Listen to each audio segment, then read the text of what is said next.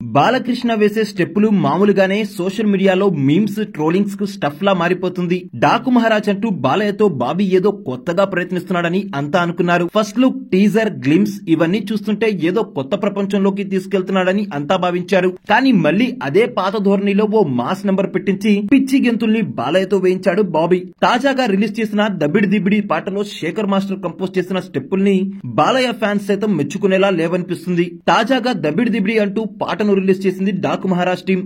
ఇక ఇందులో శేఖర్ మాస్టర్ వేయించిన స్టెప్పుల్ని సోషల్ మీడియాలో జనాలు ఏకిపారేస్తున్నారు. ఇవేం స్టెప్పులు రా నాయనా, ఇలాంటి స్టెప్పులు వేయించాం ఏంటి అని శేఖర్ మాస్టర్ ని ట్రోలింగ్ చేస్తున్నారు. బాబీ సైతం మళ్ళీ రొటీన్ మాస్ మసాలా సాంగ్ పెట్టించుకున్నాడేంటి అని అంతా అనుకుంటున్నారు. బాలయ్య వేసిన ఆ స్టెప్పులు ఊర్వశి రౌతేలాను పాటలో చూపించిన తీరు పట్ల అందరూ అభ్యంతరం వ్యక్తం చేస్తున్నారు. ఇలాంటి స్టెప్పులు, ఇలాంటి పాటలు వేస్తే వేరే హీరోలు వేస్తూ మరింతగా ట్రోలింగ్ చేస్తుంటారు.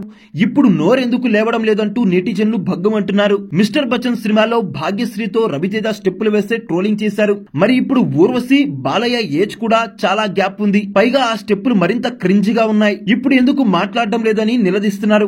ఇక బాలయ్య ఫ్యాన్స్ సైతం ఈ పాట పట్ల అసంతృప్తితో ఉన్నారని అర్థమవుతుంది.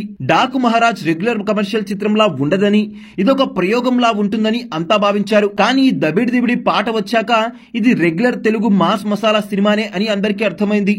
ఇక ట్రైలర్ వచ్చాక ఈ మూవీపై మరింత క్లారిటీ రానుంది. జనవరి 4న ట్రైలర్, 12న సినిమా రాబోతున్న సంగతి తెలిసిందే.